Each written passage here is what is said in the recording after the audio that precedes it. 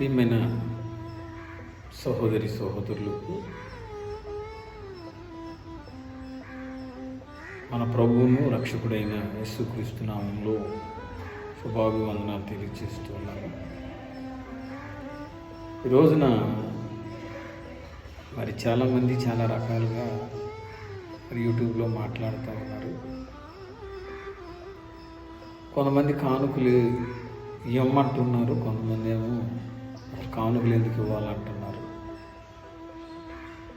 మరి రకరకాలైన వివాదాల మధ్యలో రకరకాలైనటువంటి పరిస్థితుల మధ్యలో విశ్వాసులు కూడా చాలామంది కన్ఫ్యూజన్లో ఉన్నట్లుగా నాకు తెలుస్తూ ఉంది. పిల్లరా, దేవునికి ఇవ్వాలా వద్దా అనేది అది ఒకరు చెబితే నేర్చుకునేది కాదు. ఎందుకనంటే దేవుడు తన పని చేయమన్నప్పుడు మరి దేవుని యొక్క పనిలో ధనం కూడా చాలా విలువైందిగా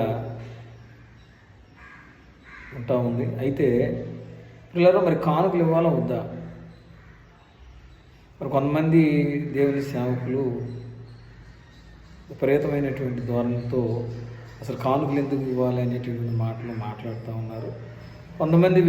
కొంతమంది దేవుని సేవకులు ఈ పరిచర్య కొరకు మీరు ధారాళంగా ఇవ్వండి అని చెప్తూ ఉన్నారు. అలాగే మరి యూట్యూబ్లో చాలామంది గొప్ప గొప్ప దైవజనులు కూడా రకరకాలైనటువంటి విభిన్నమైనటువంటి బోధలు మరి చేస్తూ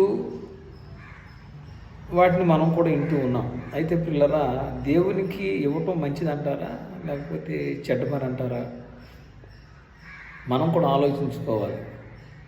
విశ్వాసంలో ఎదుగుతున్నటువంటి నీవు సంఘ క్షేమాభివృద్ధి కొరకై నువ్వు కానుకలు ఇవ్వటంలో తప్పులేదు.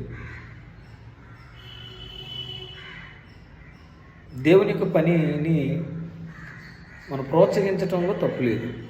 ఎవరో ఏదో చెప్పారనో లేకపోతే ఎవరో ఏదో అన్నారనో మన దేవుని పని నిర్లక్ష్యం చేస్తే పిల్లలు మన శాపగ్రస్తులం అవుతామని వాక్యంలో ఉంది. అలాగే పిల్లరా, మరి సీమోని ఎంట ఉన్నటువంటి యేసు ప్రభు దగ్గరికి ఒక స్త్రీ వెళ్ళింది.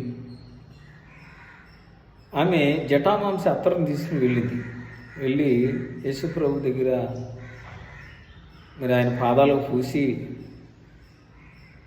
మరి ఆయన దగ్గరికి